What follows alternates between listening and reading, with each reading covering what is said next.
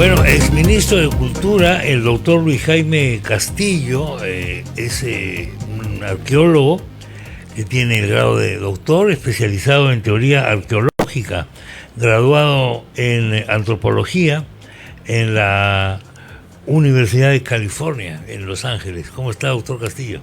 Muy buenos días. Muy buenos días. La primera noticia vinculada a la arqueología que me llamó la atención es esta cosa del doctor Alba, que a los 70 años ha cesado ya en su cargo que tenía como director del museo. El descubrió el señor de Zipán. Esto es una norma. Bueno, es un poco restrictiva. Bueno, no? es la norma en el sector público, que los funcionarios a los 70 años tienen que cesar en sus funciones, ¿no? y salir de los puestos, ¿no? Pero en el caso del doctor Alba, el tema es que yo creo que no solamente es una persona que está en la plenitud de su creación y capacidad intelectual, ha hecho recientemente proyectos de investigación muy interesantes en Lambayeque, sino que yo creo que hay un tema aquí también de agradecimiento y de reconocimiento, puesto que, fíjese, gracias a él, el norte del Perú se convirtió en un destino turístico importantísimo. Importantísimo. Es decir, que esa noche, en el año 1987, cuando él emprendió la defensa y la investigación de Zipán, si lo cuantificamos, ha sido probablemente decenas o centenas de millones de dólares en desarrollo turístico, hotelero, ¿no? De agencias de viaje, de restaurantes, en una región que antes no tenía ese tipo de desarrollo. Absolutamente. ¿Con qué podríamos comparar al señor de Zipán? ¿Con qué otro hallazgo arqueológico importante peruano? Peruano, mire, creo que hay algunas cosas notables, y en el Perú hay una larga tradición arqueológica que empieza con Julio Cetello y con los trabajos en Chavín de Huántar, con los descubrimientos recientes, si quiere usted, en Guarmey por un equipo de investigadores polacos, ¿no? Con descubrimientos arqueológicos. En general, el norte del Perú ha estado bendecido con descubrimientos de tumbas reales en Zipán, en la Huaca de la Luna, en San José de Moro. Es decir, hay realmente para escoger. Pero el fenómeno de la arqueología de la costa norte y la creación de la ruta Moche empezó con Walter Alba, ¿no? Despegó con Walter Alba, ¿no? Y él no solamente llevó adelante esa investigación, la conservación, es decir, el hecho de hacerlo público internacionalmente. Él y su esposa de entonces, Susana Meneses, construyeron el Museo de las Tumbas Reales de Zipán, que es un destino obligado en el mundo, ¿no? Con sus propias manos, básicamente, con muy poca ayuda del Estado. Ellos, en un acto de tosudez, ¿no es cierto?, de terquedad, porque en realidad no se empeñaron en hacerlo y lo sacaron adelante. Yo creo que esto, porque claro, es la situación de todo funcionario que se retira a los 70 años es necesaria, pero es injusta siempre. Siempre es injusta porque es una persona en todas sus facultades y porque además la expectativa de vida en los últimos 50 años en el Perú ha subido un montón. Sí. O sea, 70 años hoy día es relativamente adulto mayor. Relativamente, años, claro. ¿No? Y entonces yo creo que en el caso de Walter es indispensable buscar una alternativa, ¿no es cierto?, que lo mantenga a cargo de este proyecto y de este esfuerzo increíble, ¿no? Porque cuando él lo deje, todos sospechamos que bueno, va a perder la inercia, va a perder el momento, ¿no? Tenemos siempre ese temor en el Perú, porque no tenemos instituciones que conviertan eso en una cuestión de Estado. Yo me acuerdo mucho, hace muchos años, en Santiago de Chile, creo que fui a la conferencia del BID o algo parecido, estaba expuesto el señor de Zipán. Y entonces, por alguna razón, me tocó estaba en el grupo de la prensa, pero junto al presidente Frei de aquella época. Frei hijo, quiero decir, que estaba con la señora, con la primera dama, y miraban esto con ojos de plato, y escuché una cosa que él le dijo a ella en secreto: nosotros no tenemos esto. No. Le dijo el presidente Frei. Pero a veces los peruanos no sabemos lo que tenemos, no valoramos lo que tenemos. Ni remotamente, ¿no? Remotamente. En realidad los únicos países que pueden tener, digamos, el orgullo de haber logrado el tipo de desarrollo que encontramos aquí, en las varias regiones del Perú, en la costa, en la sierra, etcétera, es México, Guatemala quizás, y dejamos de contar, ¿no? Claro. Y eso nos lleva, digamos, al problema central, ¿no? En este caso, que no es una cuestión solamente de reconocerle y de darle un agradecimiento. Hay que encontrar una solución, porque yo creo que perderíamos a uno de nuestros más insignes investigadores, ¿no?, si no encontráramos una forma de que siga produciendo para el Perú. Porque fíjese, este hombre y su familia se han dedicado, ¿no?, a engrandecer nuestro nombre, nuestra imagen, y a contribuir al desarrollo de nuestro país. Es un ícono. Es un ícono mundial, ¿no? mundial. Claro. ¿Qué pasa cuando un descubrimiento arqueológico aparece en la carátula de National Geographic? Que aquí a veces no tenemos idea de lo que es National Geographic. Pensamos que es una revista X, Y o Z. Mire, si usted lo quisiera comprar, sí, tendría que pagar millones de millones. Claro. Pero no puede comprarlo, porque sí, National Geographic no vende sus carátulas. Claro. Tiene que pasar algo realmente sorprendente, sí, para que un descubrimiento arqueológico haga, ¿no es cierto?, sí, llegue a ese nivel. Y yo creo que este es un descubrimiento de esa magnitud. Ahora, la señora de Cao, por ejemplo, claro, ¿no? Es decir, estamos bendecidos. Somos un gran panteón arqueológico. Todo el Perú es una gran pieza de arqueología. Bueno, yo creo que somos más que eso, pero nuestro origen, nuestra base, lo que tenemos en común, quizá en un país que ahora lo vemos tan dividido y tan fraccionado, es ese orgullo por esa herencia que tenemos, ¿no? Sí, pues. Ahora, aquí hay un asunto que es importante de mencionar, porque, fíjese, así como es importante descubrir, es más importante conservar. Porque ¿de qué nos sirve descubrir algo y que la siguiente generación ya no lo pueda ver porque simplemente ha desaparecido? Y eso nos lleva al problema aquí central, que es que tenemos que tener instituciones que nos aseguren que lo que hoy día podemos disfrutar en el Museo de Zipán, lo van a disfrutar 10 generaciones en adelante, ¿no? 22 generaciones en adelante, cuando estemos ya no en el siglo XXI, sino en el siglo XXV. Y para eso necesitamos tener instituciones que hagan ese trabajo, ¿no? Y eso nos lleva al tema de un poco lo que ha hecho Walter Alba, crear una institución, un museo, sí, que no es solamente una sala de exhibiciones. Claro, ese es el tema. ¿Cómo ha evolucionado el concepto de museo en los últimos años? Mire, la palabra museo para el público general es un lugar al que voy a ver algo, ¿no? Sí. Algo interesante, antiguo, sí, sorprendente, ¿no? Algo artístico. Pero para los expertos, un museo es un lugar que tiene que cumplir por lo menos 3 funciones. Presentar las cosas de manera pedagógica, digamos, en el estado del arte, como dicen, de la mejor manera posible. Claro. Guardar el patrimonio y asegurarse de que esté guardado. Fíjese que hace unos años el Museo de Sao Paulo se incendió, sí, y con ese incendio se perdió todo el patrimonio cultural que había albergado, es decir, que no estuvo bien guardado. Y 3, tiene que investigar. Sí. Esas son las 3. El museo tiene que investigar, o sea, no puede ser solamente una sala de exhibiciones. No, eso no es un museo. Es como que usted vaya a un banco que solamente reciba dinero. Claro. Y no le dé dinero, claro, ni le dé servicios financieros. Solamente usted va, deposita el dinero y ahí se acabó la operación. ¿Usted volvería a ese banco? Claro, ni hablar, pues. Claro. Y efectivamente hay pérdidas tremendas que no se recuperan a nivel de, por ejemplo, a nivel de Egipto ha habido pérdidas tremendas en el museo. Y así sucesivamente, ¿no? Incluso... Mire, nosotros tenemos un sistema de defensa del patrimonio que no es muy eficiente, ¿no?, lamentablemente, pero que en materia de defender internacionalmente nuestro patrimonio y recuperar las cosas, actúa algunas veces mejor que otras, ¿no es cierto? Y somos un país peleón.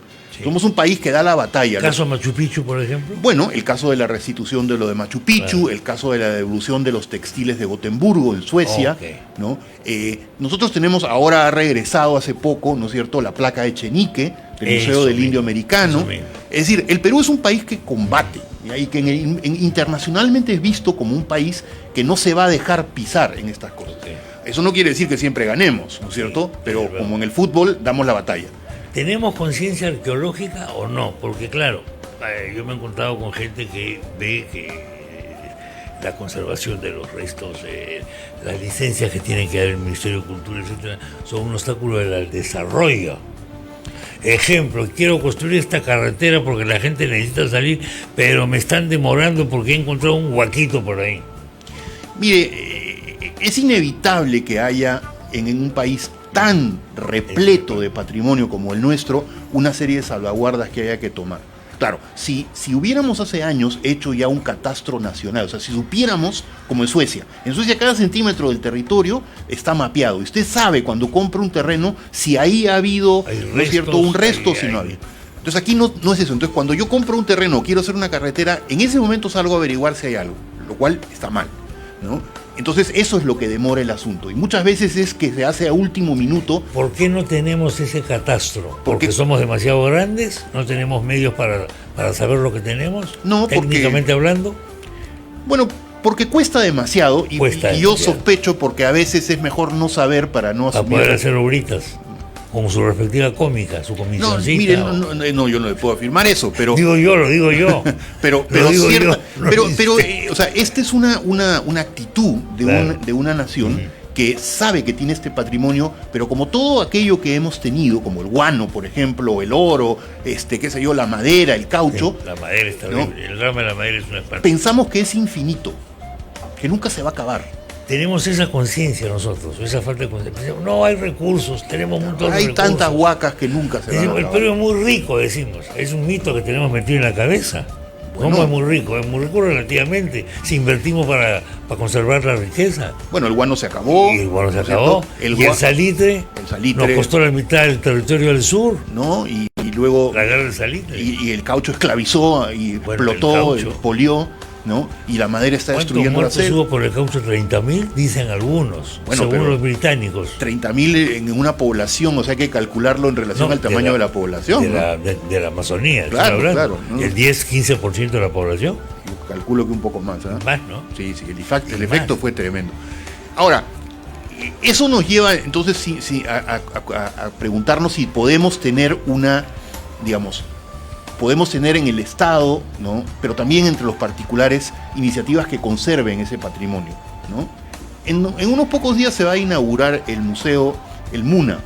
¿Usted ha escuchado hablar del MUNA, el museo que se ha construido ahí en Pachacamac, ¿no? Y ese es un ejemplo de una obra verdaderamente monumental que estuvo originalmente pensada y destinada en proteger ese patrimonio arqueológico tan grande, que usted no se imagina lo inmenso que es.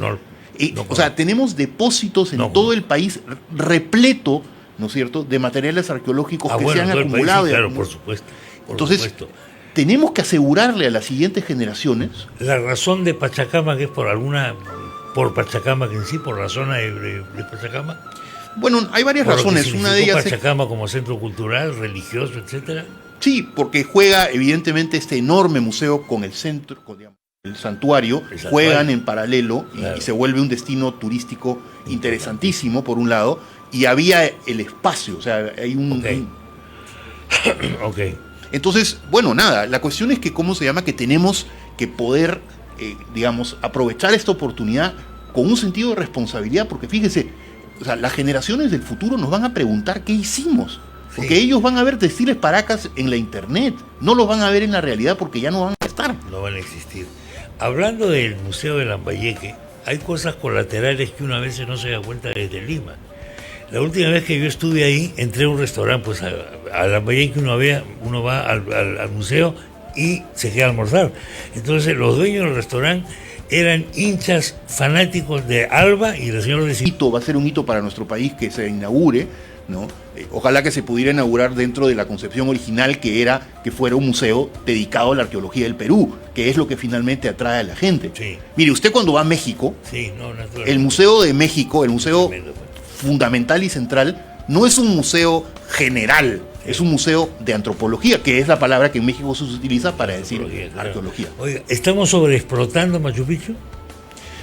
Mire, Machu Picchu en cierto sentido sí, y generalmente no. Machu Picchu tiene un estatus muy particular, porque no solamente es un monumento nacional, es un monumento de la UNESCO, y tiene un plan de manejo que regula la cantidad de gente que puede entrar, ¿no? Y una vez que se llega a ese nivel, ya no se puede hacer más gente, no se puede permitir que entre más gente, ¿no? Entonces, el tema de Machu Picchu da la impresión, ¿no es cierto? Y siempre tenemos el riesgo de poder llegar a eso. Lo que ocurre es que una vez que deberíamos de ser consecuentes, una vez que llegamos al número tope, ¿no es cierto?, ya no podemos entrar más gente.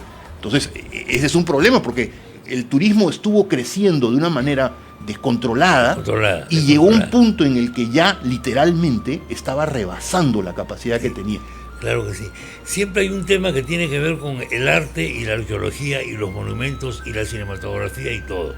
Perú se presta muchísimo para hacer películas, por ejemplo, en grandes escenarios naturales, pero que incluyen también cosas como Machu Picchu y cosas así, y así sucesivamente.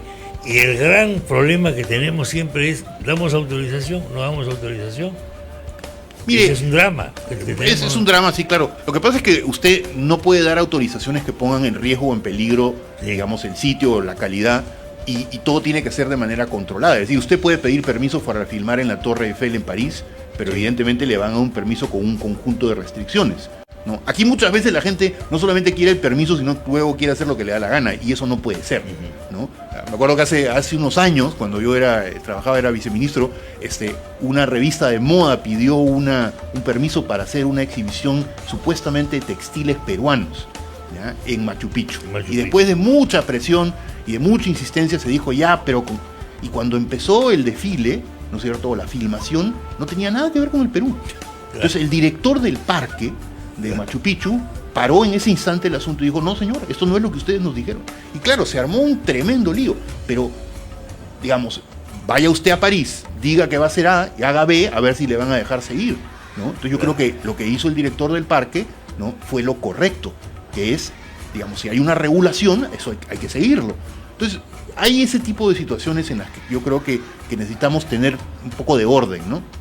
Hace muchos años estuve en París y había una exposición de cosas peruanas que se llamaba Arte, Pouvoir y Muerte. Pouvoir et Mort en el ancien Perú, el antiguo Perú. Había toneladas de gente, no peruanos residentes en París, que esos no iban a verlo, sino toneladas de gente. Entonces, estamos hablando hace muchos años, ¿eh? Pero el interés por el Perú y por estas cosas peruanas se ha seguido manteniendo. Sí, claro. Se ha seguido manteniendo. Mire, yo creo que ahora ha habido un pequeño hiato por la pandemia, ¿no? Bueno, la pandemia afecta a todos, ¿no? Pero sí, ha habido un flujo constante de eso. Y el Ministerio de Cultura está bastante bien organizado para eso, ¿no? Y las muestras salen con todas las de la ley, con seguros. Es decir, eso funciona muy bien, ¿no? Hay cosas que funcionan muy bien y que uno no se da cuenta que están funcionando bien. No son noticias porque no son malas. Claro, ese es el problema. Porque la noticia es lo malo. No, o sea, y hay muchas cosas que se la hacen bien, noticia es que un loco pintó la piedra de los 12 ángulos del Cusco. Eso es la noticia. Claro, pero no es noticia que eso ocurre, pues, que se han invertido millones de billones en restaurar y documentar el Capañal. Claro, no es noticia. Que la población está cuidando un lugar porque le pertenece como patrimonio comunal, social, nacional, tampoco es noticia. Ese tipo de cosas no es noticia. Nos gusta lo otro, ¿no? Sí. Pintaron la piedra, que se metieron a un sitio indebido, que hubo vándalos, etcétera. Pero no hablamos de lo otro, ¿no? De lo positivo, efectivamente. De lo positivo, eso es. Bueno, entonces hay que prepararse, pues, para que esto no quede solamente en un buen deseo, ¿no?, sino sigamos. Mire, estamos a punto de celebrar el Bicentenario. Y tal como preveíamos hace unos años, la única gran obra que se va a poder inaugurar va a ser este museo de Pachacama. Yo creo que la gestión actual del doctor Neira está haciendo un muy buen trabajo llevando ese proyecto a puerto, ¿no? Como le digo, yo discrepo un poco con la naturaleza de lo que están haciendo con el museo, pero creo que lo importante es ahora terminarlo, llegar a puerto, inaugurarlo y continuar con el trabajo que va a demorar muchísimo y que nunca para de seguir equipándolo, de seguir haciendo exhibiciones, etc. Eso no va a parar, ¿no? Es importante culminar el esfuerzo, un esfuerzo que ya tiene más de 6 años y que realmente nos ha tomado no solamente ingentes recursos, sino el esfuerzo de muchas personas, ¿no? Y por otro lado tiene usted el tema de que en realidad el pasado no se nos presenta, se construye. Es decir, el pasado lo inventamos. Sí, claro, gente como Walter Alba, que le han dedicado su vida, ¿no es cierto? Que no han hecho fortuna, sino que le han dedicado su vida a este esfuerzo en favor de todos los peruanos, ¿no? Muchas veces los jóvenes arqueólogos ahora pues todos quieren ser activistas, pero no se dan cuenta de que el esfuerzo y la dedicación de alguien como Alba, que sacrificó su familia, su tiempo, para poder dedicarse a esto tan aparentemente, pues qué sé yo, etéreo, ¿no?, como el patrimonio, tienen un impacto gigantesco en sus comunidades, gigantesco, ¿no? Es decir, que una sola persona, un solo gran arqueólogo, y no es el único, Mire, hablemos de Santiago Uceda y de Ricardo Morales, que han llevado adelante... Conozco a Uceda, lo he tratado. La última vez que lo he visto, bueno, hace años ya, ha sido en esta cosa nueva que hay en Trujillo. Sí. Bueno, Santiago murió hace 3 años. Sí, exactamente. Pero su obra es increíble. El museo que hicieron ahí, increíble, ¿no? Ricardo Morales ha continuado. Está Régulo Franco y la Fundación Vice. Régulo Franco también, ¿sí? Trabajo con No, él. tenemos personas... estado él también ahí en Trujillo, ¿no? Realmente notables. Régulo, el trabajo que ha hecho en El Brujo es sorprendente, ¿no? El Brujo, exactamente. Entonces, fíjese, yo creo que esa gente todavía está en capacidad de dar y debe de continuar con su trabajo. Ahora, entre todos ellos, Walter ha sido toda su vida un empleado público. Mire, Walter Alba durante años vivió en la casa que está anexa al Museo Bruni. No tenía ni siquiera casa. De Lambayeque, ¿no? Museo Bruni, es decir, claro. Él vivía al lado del museo. ¿Para qué? Para estar las 24 horas al día, ¿no es cierto?, atento a cualquier cosa que pasara. Y por eso es que cuando la policía descubre el saqueo de Zipán, Walter Alba estaba ahí esperando y salió en ese instante a ver qué cosa estaba pasando y empezó, digamos, este asunto. Entonces yo creo que es de una sociedad civilizada el reconocer eso, ¿no es cierto? Y no solamente con agradecimiento, sino, digamos, asegurando... ¿Qué va a hacer Alba ahora? Bueno, yo creo que él tiene muchas cosas que hacer porque es una persona además conocidísima y que tiene muchas posibilidades, pero él quiere continuar a cargo de su museo. Él quiere continuar a cargo de la obra que él, ¿no es cierto?, comenzó con su equipo de trabajo, que ha continuado con su familia ahora y que yo creo que merece, ¿no es cierto?, que los peruanos nos demos cuenta de que eso es indispensable y que busquemos la forma para que eso continúe. Mire, yo creo que después de lo que ha pasado, y entiendo que el día de mañana le van a hacer un homenaje, ¿no es cierto?, pero yo creo que el ministro de Cultura, ¿no?, Alejandro, yo creo que ya se ha dado cuenta de que no basta solamente con qué bueno y que gracias por el trabajo. Toma tu medallita. Toma tu medallita. O tu relojito, como se usaba antes. ¿Se acuerdan cuando le regalaban a uno claro, un reloj? Siendo el director del Museo Tumbas Reales de Zipán. Jaime, muchas gracias ¿Qué? por la visita. Muy amable, estamos en contacto. Nos vamos